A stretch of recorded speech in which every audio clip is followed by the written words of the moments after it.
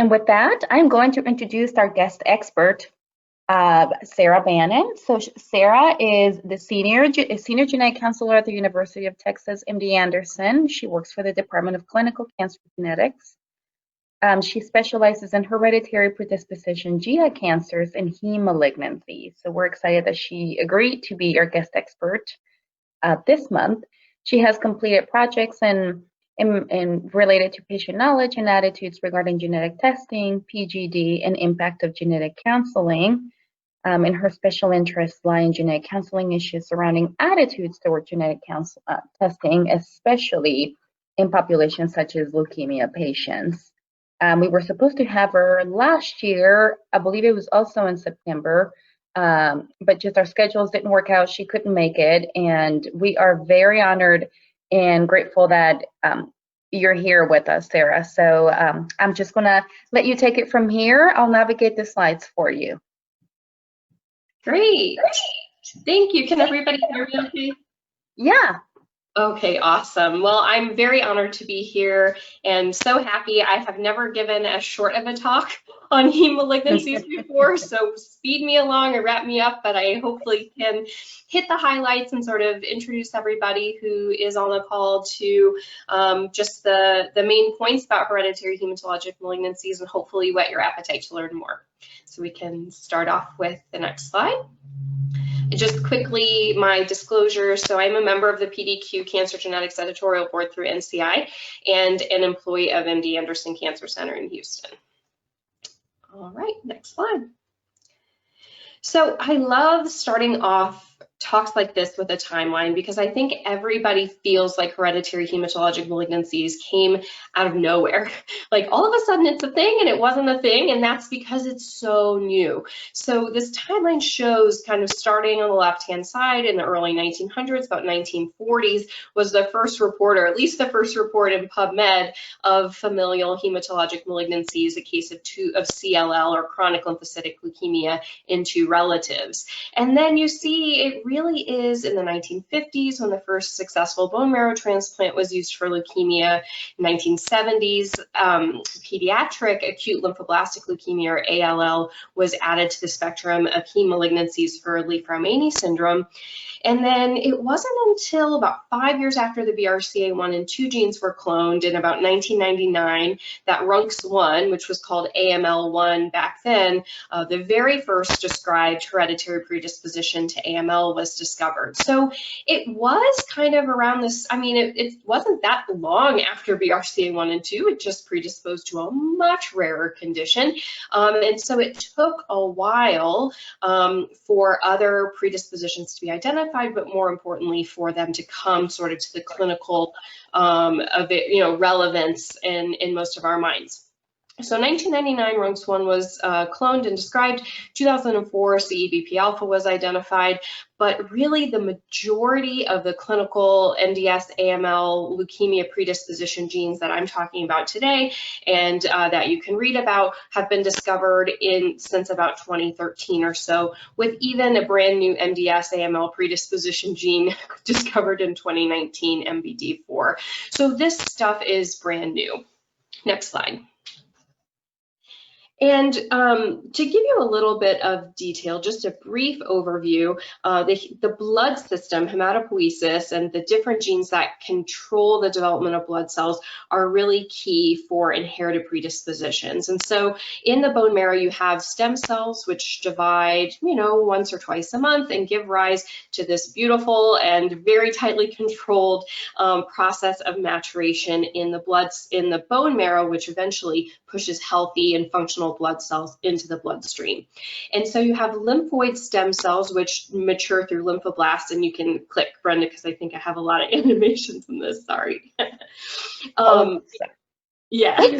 Oh, that's okay. Which can give rise to lymphoid malignancies along the lymphoid pathway. So these are going to be hematologic malignancies that arise from mutations that are acquired or abnormalities acquired through the lymphoid lineage, and that's going to be acute lymphoblastic leukemia, ALL, CLL, lymphomas, both Hodgkin's and non-Hodgkin's lymphoma, as well as multiple myeloma.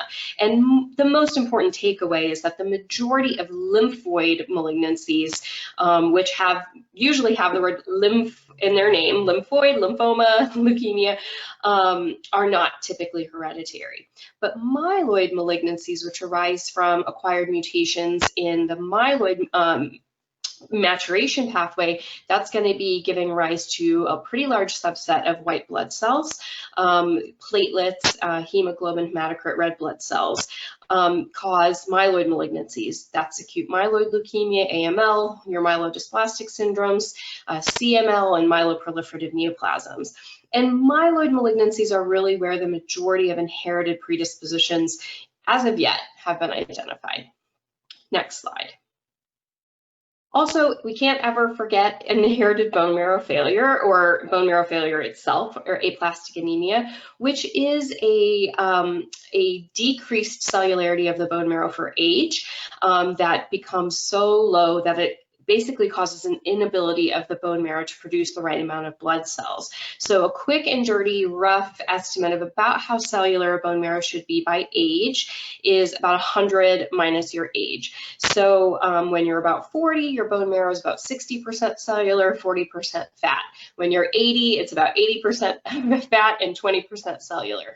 And so anytime the bone marrow gets to be below 20%, below 15% cellularity, and that person's not 80 to 90 years old, that is indicative of aplastic anemia. Now, aplastic anemia is pretty rare. It's only a couple cases per million, and about 10 to 15% of cases are hereditary. So aplastic anemia is an important hematologic disorder to pay attention to. In most cases, it requires therapy. It's not necessarily a malignancy per se, but it is a hematologic disorder that has a high inherited component to it as well. Brenda, I think there's a little pop-up here. Yep. So aplastic anemia is so rare and has such a significant hereditary percentage to it that any individual diagnosed with aplastic anemia should be evaluated for the hereditary syndromes, which are listed on this table below, but also on the next slide, which we can move to. This is a pretty famous slide, I think, now in talks that I give, a lot of screenshots, and I am happy to share these slides too, which is just a comprehensive overview of not everything, but of the most common, most relevant inherited predisposition genes related to hematologic malignancy. They're grouped slightly here by phenotype. So the top three rows, which are kind of like pink-red, are the familial platelet disorders, which cause bleeding, hence the little red background. And that's RUNX1, ANCRD26, and ETB6, which altogether cause a clinical entity known as familial platelet disorder. And I'll show you an example of a pedigree in just a few slides. The greens, the SAMD9L, familial AML with CEBP alpha, DDX41, GATA2, those genes are associated with MDS and AML predisposition, but without any sort of particular notable low blood count, like thrombocytopenia, for example. So you can see in the sort of heme malignancy and other characteristics columns, you can see the typical phenotypes for those genes, which mostly say none, meaning that they're really just associated with a leukemia predisposition in one's lifetime. In purple, I have just the most common adult bone marrow failure syndromes, which include telomere biology disorder, which I'll talk a little bit about, I think, which is formerly known as dyskeratosis congenita. This stuff is new enough and has also started changing its names, which makes it hard to keep up with, but it's a little bit like Muir-Torre syndrome, becoming sort of known under the umbrella term of Lynch syndrome, and Turcot, doing the same. And dyskeratosis congenita has really been widened up under the umbrella term of telomere biology disorders in the last year or two. Familial aplastic anemia is incredibly rare. There's been a single gene mutation identified in SRP72.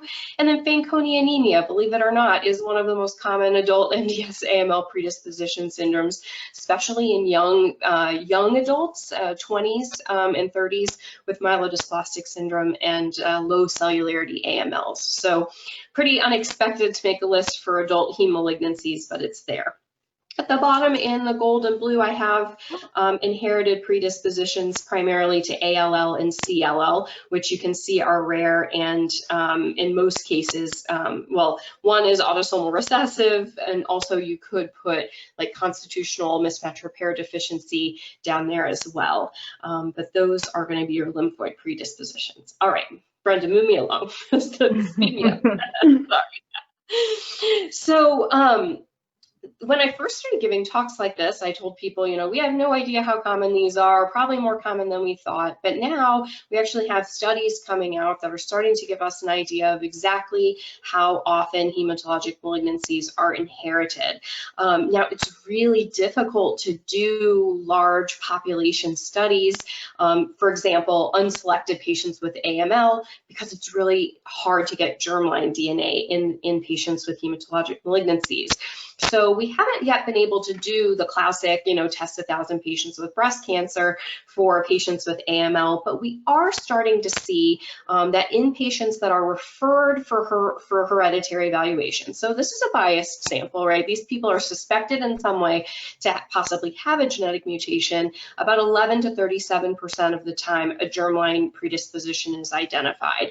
And so, you know, I think even though that's biased to people who, you know, kind of low-hanging fruit, people who were otherwise referred for a hereditary evaluation, that's still, I think, probably higher than a general biased cancer genetics clinic who's getting community referrals for breast cancer, right? Where even of breast cancer patients referred for evaluation, you're not probably going to get studies showing up to 30% of those patients testing positive.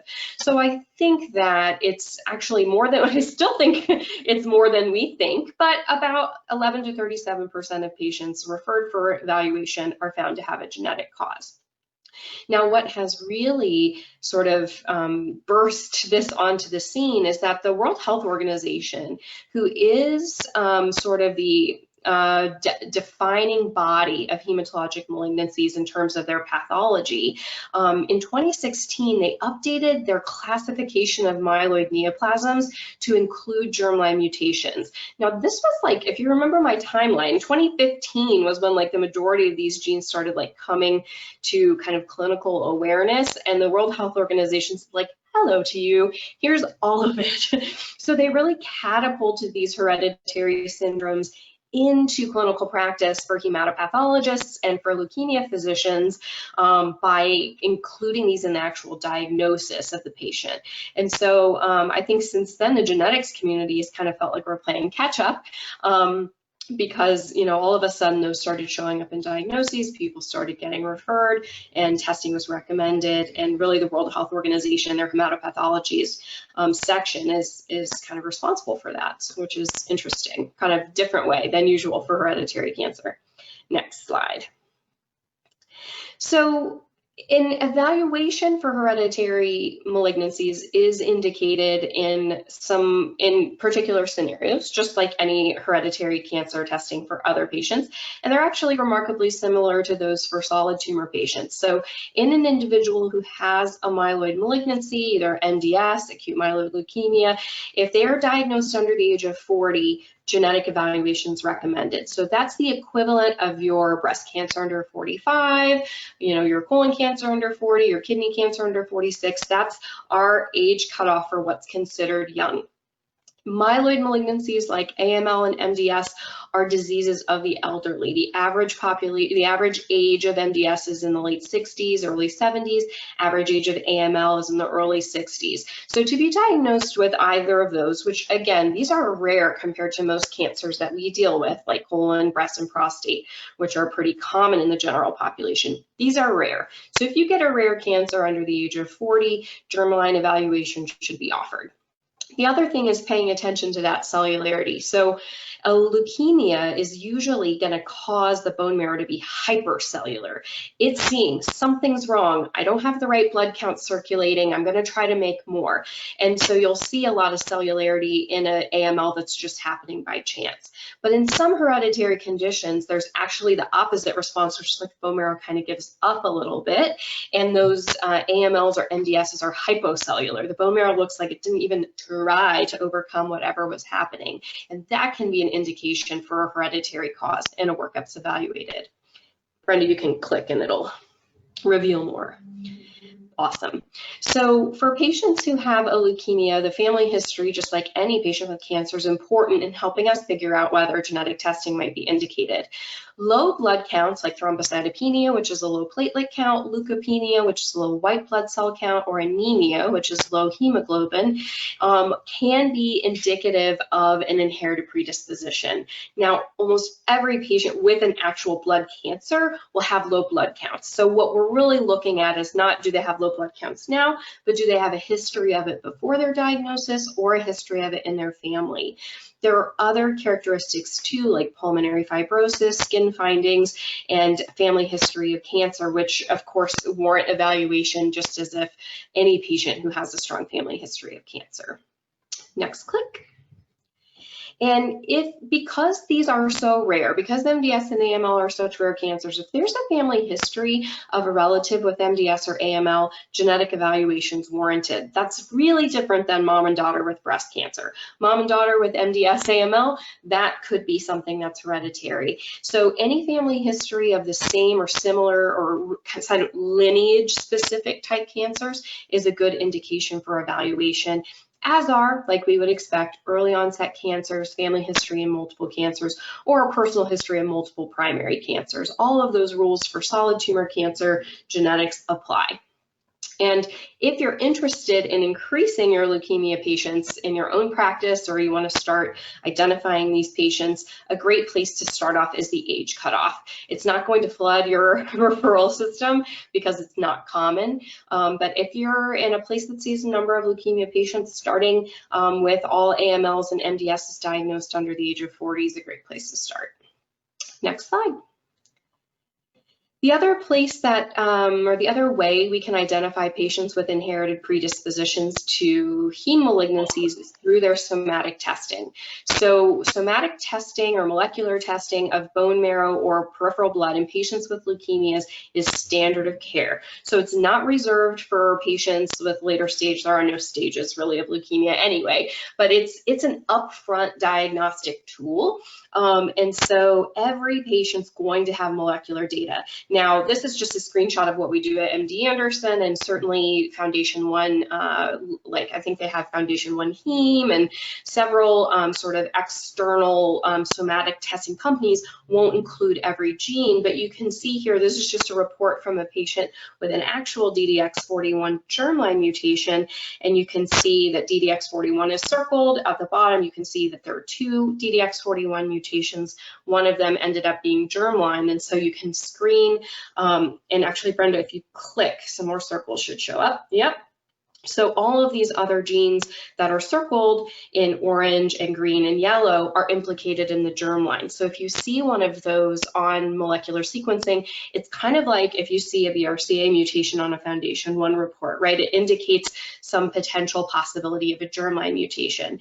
And my slide is not perfect and my legend's not perfect, but I tried to sort of show based on color, when you see that mutation, how likely it is to be germline. And so DDX41 is very often germline, whereas like RUNX1 is pretty commonly somatic. So if you see it in a mutation report, only about 20 to 30% of the time is it actually going to be inherited. But this is just a nice reference as you start getting more into this to kind of come back and look and see at your institution, if you're interested, what are the ones you should be paying attention to.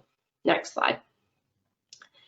So the most important thing I think that's changed and that I wanted to, in 10 to 20 minutes, probably erring on the side of 20, help convince you is that, you know, back when these genes were first discovered and first became more clinically relevant, like in 2014, people were like, well, we can't really do anything about it. You know, what are we going to do? But now we've realized that underlying predispositions really do affect therapy. They can, identifying a patient's leukemia as caused by a germline mutation can help us select the right therapy, including whether or not they're hypersensitive to intensive chemotherapy, supportive care options. So patients with telomere biology disorders, for example, respond beautifully to androgen therapy to help with their cytopenias, which isn't really going to work in patients who don't have bone marrow failure syndromes. Most importantly, and I think most sort of famously, stem cell treatment, stem cell transplant, and the conditioning regimen, as well as the donor selection, is definitely impacted by these results because we certainly don't want to transplant back to a relative the same germline mutation that caused their relative's leukemia in the first place. And so that's really a major way that this testing is used to actually impact the care of patients at the time of their diagnosis. For patients who are unaffected or who are found to have these through, you know, and have a solid tumor, this can help us know how often they need to be screened, how to screen them. If they have a solid tumor, it can help us personalize their risk for a therapy-related myeloid neoplasm. And of course, in both cases, determine the risk to relatives, both to inherit the mutation as well as to potentially develop a leukemia. Next slide. This is just a family. I'd like to show you what a family with hereditary predisposition to leukemia looks like. So the proband's 63 years old. He had lifelong thrombocytopenia since the age of 1. He developed AML at the age of 62. Both of his kids have thrombocytopenia with platelet counts in the 50s to 70s for his son, 20s to 30s for his daughter. So low, but livable. His mom had leukemia at 65, actually developed MDS in her 80s, which progressed to AML, and her mother, his maternal grandmother, also had lifelong thrombocytopenia. So when I saw this patient, I was like, this is RUNX1, like in the bag, like, pew, like this is definitely it. This is classic RUNX1, but Brenda can advance the slide and show us that he actually has ICARE 26 mutation, which is in those top 3 rows on that table earlier, which is part of the familial platelet disorder. They look clinically indistinguishable, which is an autosomal dominant predisposition to low platelet count, which is not subtle. The patient, his mom, his grandma, and both of his kids had lifelong low platelets and a predisposition to MDS and AML.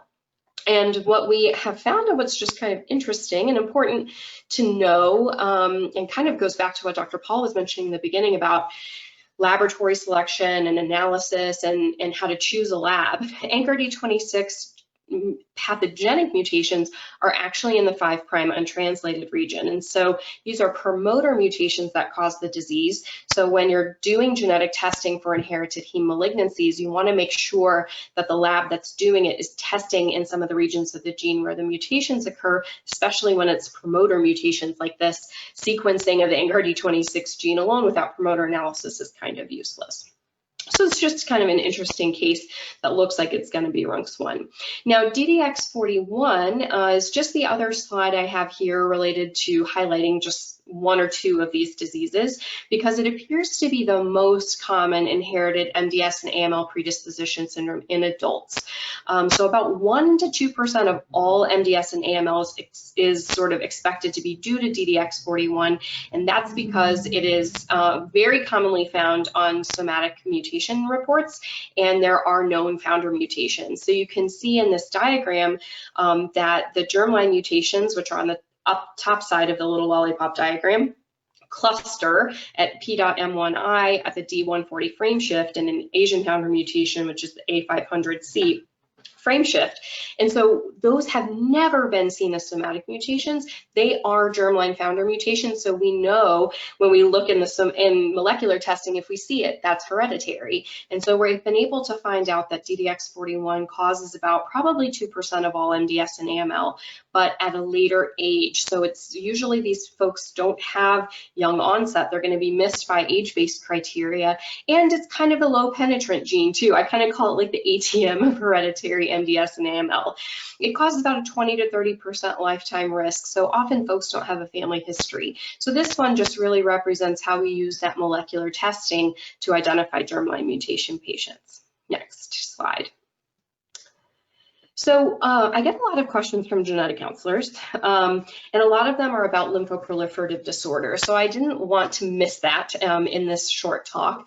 And lymphoproliferative disorders are CLL, Hodgkin's and non-Hodgkin's lymphoma, and multiple myeloma, as well as like MGUS and Waldenstrom's macroglobulinemia, which kind of cluster in like a pre-multiple myeloma risk factor state. And these have very few known hereditary predispositions. Large studies have looked at familial cases and have identified really no single genes with the exception of POT1, which is linked with CLL, melanoma, and gliomas. These cancers are primarily multifactorial, genetic and environmental influences working together, as well as viral exposures. The immune system and viral exposures related to lymphoma are really tightly linked. And so just like if you have a family and someone comes home sick with a virus, pretty much everybody can get it through the household. We're living in a pandemic. We know about viruses. And so viral exposures have a lot to do with familial lymphoproliferative disorders, which is interesting. And they can cluster in families, but genetic testing is exquisitely low. The next slide shows a heat map, I think, yes, from this great article, which I put the reference on, which I recommend, which shows essentially the relative risk based on disease type and family history. So you can see I've sort of put circles around the hot spots of where the highest relative risk is.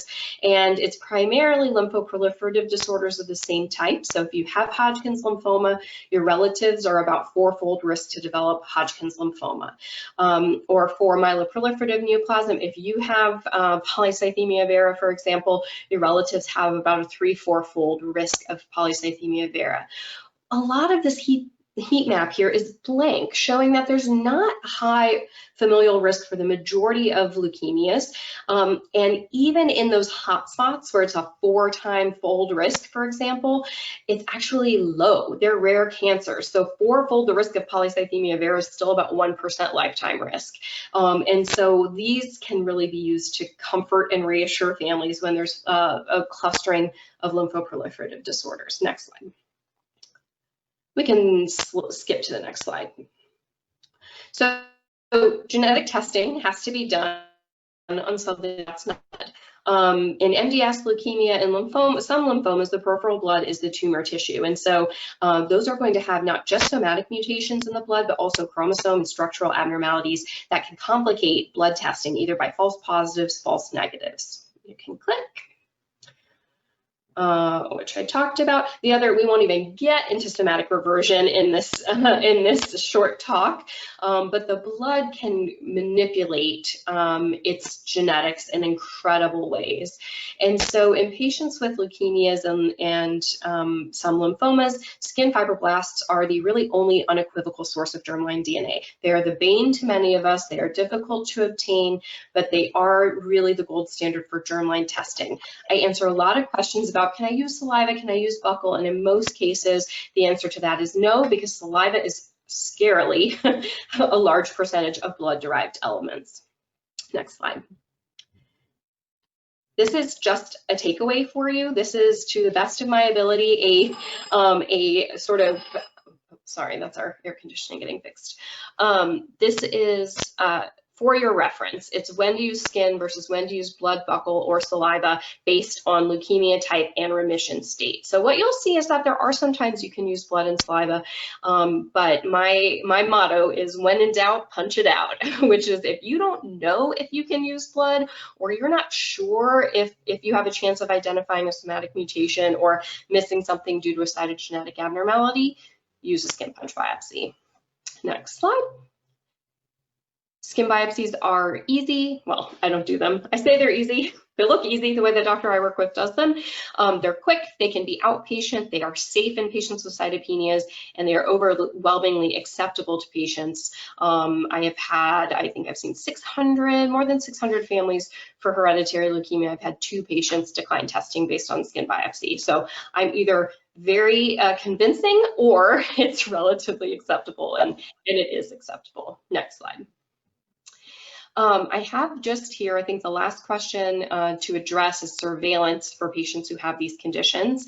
There are no NCCN guidelines for genetic testing and surveillance in patients with blood disorders, but there are very well-respected consensus guidelines, and that typically involves a bone marrow biopsy in patients who are unaffected but diagnosed with one of these predisposition genes to identify the state of the bone marrow. Are there any clonal or molecular or cytogenetic abnormalities that need to be monitored, watching for the development of MDS, early transplant when indicated, and importantly, genetic testing in relatives to make sure those transplants are safe.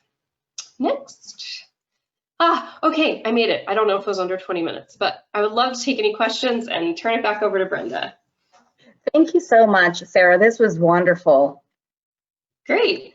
Yeah, I mean, I think I can speak for a lot of genetic counselors and providers on the call that this is an area that we're not very comfortable and familiar with. So this was, this little crash course was great. Yeah, I would agree, very much so. I would, like, if anyone has questions, I'd really encourage you to ask them, because having Sarah with us to address our questions right away would, to me, is really fantastic. Yeah, we don't have any questions coming in yet. Does anybody? Feel free to raise your hand. This is Georgia. I actually threw a question in, and maybe you're just not seeing it in the chat, but if you don't mind me asking questions, because this is a great talk, and Sure. In a lot of detail about this emerging issue that we have. So my question was really related to CHIP, and if you found certain genes that were associated with CHIP, and then the corollary to that is the workup of that when you were kind of talking about skin biopsies versus buccal swabs, and what your experience has been in that. Yeah, that's perfect timing. All the way this morning, I'm giving a talk on CHIP and mosaicism on Friday, and so I am steeped in CHIP right now. So CHIP is, of course, the acquired sort of low variant level clone of a leukemia-related mutation. So we do see CHIP independent of hereditary syndromes involving RUNX1 and TP53 primarily in the general population. They can acquire CHIP related to those genes. Now, in patients with inherited hematologic malignancies like GATA2, RUNX1 mutation carriers, they have an incredibly high level of CHIP. It's almost 100%. It's almost not even fair to say it's CHIP in those patients. It's really just disease progression and disease emergence, you could say. For TP53 related CHIP, which is what we in genetics for the most part, I think, encounter in our solid tumor patients, right? We do a panel, they come back with this low level TP53, my favorite, like possible mosaic report. In general, if the personal and family history of that patient helps us to rule in or out constitutional Li-Fraumeni syndrome to the best of our ability. At MD Anderson, we do confirm every TP53 mutation in fibroblasts, whether it's possibly mosaic or not, whether it's flagged that way or not, because it is one of the most common CHIP genes in patients who have had prior chemotherapy or radiation, and that's because therapy-related myeloid malignancies have TP53 somatic mutations across the board. It's like one of the most defining molecular characteristics of therapy-related disease. So a skin biopsy can be helpful in sort of ruling out, it's not ruling out, one of the objectives of the talk I'm giving on Friday is to quote, find inner peace about not being able to confirm constitutional mosaicism of TP53. But a skin biopsy can be used, especially in older patients who have prior cancer history, to really see if that's actually arising from the bone marrow. If the skin fibroblasts are negative, the patient's history doesn't really fit LFS, they're older, they have previous therapy, you can use it in that way. We do find CHIP in like RUNX1 and other low-level mutations, and the first thing we do is rule out a germline mutation in patients. That's more often found in people who have like low blood counts, and they get a bone marrow to see what's going on, and they have this like 10% or 20% RUNX1 mutation. We do follow up with a skin biopsy, and if those are negative, we treat them as CHIP. I hope that sort of answers your question a little bit. I'm happy to expound more if there are further questions. Thank you. We have, Dr. Wiesner, do you have anything to say, or I'm going to prompt a couple people to jump in with their questions as well? Go into others. Okay. I always have questions. Dr. Mark Tischkowitz, we unmuted you. If you want to self-unmute yourself, you're welcome to jump in, or I can read the question for you. Hi, thank you. Yeah, I really enjoyed the talk. So my question was, I think surveillance in healthy carriers is a really problematic issue. And could you expand a bit on what you do and what protocols you have? So for example, if you have a DDX41 carrier, what age would you start surveillance? What would you offer? And when would you stop? And are you doing this as a clinical service, or are you doing it as part of a research study only? Thank you. That's a great question, and I wanted to make sure I heard you say unaffected. I'm guessing by carrier you mean an unaffected carrier? Unaffected healthy carrier, yeah. Yeah. So unsurprisingly, we have a pretty low uptake of cascade testing in our hereditary hematologic malignancies clinic. I think that's less about less about the lack of established surveillance and more about how terrifying leukemias are in terms of patients, unaffected family members getting tested. Now, to that end, we do have many unaffected carriers that we follow. The surveillance that we typically recommend is based on the consensus guidelines that are out there and involve typically a baseline bone marrow. The age changes at diagnosis. So for our DDX41 patients, since the probands usually get diagnosed so late in life, because that's when the disease presents, usually their children and their relatives who are undergoing cascade testing or sort of getting that sort of unaffected diagnosis are older. So I think the youngest sort of unaffected DDX41 carrier we've identified is in her 40s, and her dad was in his 70s when we found his germline mutation, and we recommended a baseline bone marrow at her current age. So like early to mid 40s has been what we've typically recommended for DDX41, mostly because that's when the people are getting the diagnosis. If on the bone marrow for DDX41, RUNX1, GATA2, any of these mutation carriers who are unaffected, we recommend molecular and cytogenetic analysis of the bone marrow. What we're publishing soon, and which I can, Brenda, if you remind me when it's published, I can send it to you to distribute to whoever, is that now that we've been following unaffected and affected patients with germline mutations for a while, we're getting better able to see how the disease develops, the clones that emerge in the bone marrow, and how to follow them. So for example, in GATA2, it's now pretty well established. We're starting to learn that molecular hit, kind of like colorectal cancer, right? Like APC, BRAF. Now for GATA2 mutation carriers, for example, they acquire a bunch of noise in their bone marrow, but when they acquire an ASXL1 mutation, that is essentially, the last stop before a myelodysplastic syndrome. And so in patients who have a normal bone marrow exam on their baseline for an unaffected carrier, we recommend blood counts twice a year with a hematologist who specializes in or who is aware of how to follow patients with hereditary heme malignancies, and any trends, any changes in their blood counts, so any cytopenias that develop prompt a reevaluation of the bone marrow. And as they start to get into the age, for example, for DDX41, as they start to get older, we might recommend a bone marrow every couple of years. But it's difficult, I think, because we don't have mitigation strategies, right? We can't say, do, prophylactic bone marrow transplant. That's not crazy in some cases, but it would be for DDX41, of course. But I think the majority of so we do this clinically, but all of the patients that we follow are enrolled on a research registry as well. So we do offer clinical surveillance. This is a clinical practice. Insurance covers it. We are monitoring those patients pretty much annually, biannually, and also following them on a research study as well to better understand the progression. Thank you, that's really helpful. Just to follow up, do you actually tell the patient, I mean, there isn't any evidence that 6 monthly full blood counts are going to be, reduce mortality or morbidity from this. So is that something that you discuss with the patient? I mean, it's essentially an unproven form of surveillance. It's an easy thing to do, but it's unproven. Yes, exactly. It's the easiest thing to do. I equate it a little bit in my own mind, and I think as a healthcare provider, sort of to like ovarian cancer screening and BRCA mutation carriers. It like makes us feel better, but it hasn't really been proven to do anything.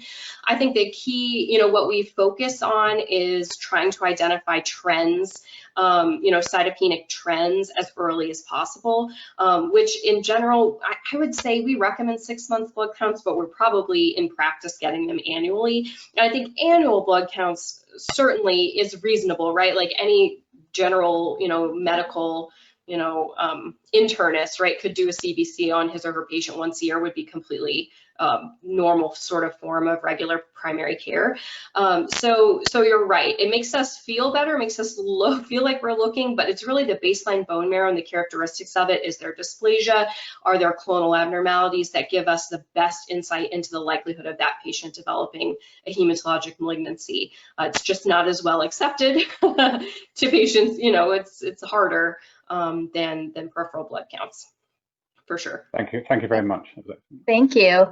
Connie, you want to jump in and ask your question really quick before we jump over to hopefully we can present at least one quick case. Okay, so thank you so much. This was a really fantastic presentation. I learned so much. I'm really grateful. I was wondering if you would share your slides for us to use as a reference tool. Absolutely. Oh, okay. Yeah. For sure. After we jump off, I will send a PDF of them to Brenda or Brenda, if you convert them, whatever. I'm happy to. I can share them in PDF format with everybody for sure. Thank you so much. And my question was about fibroblast cultures. Can we use eyebrow plucks perchance?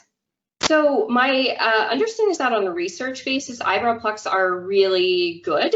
It just takes a lot of them. And I haven't found a patient willing to like sacrifice an eyebrow.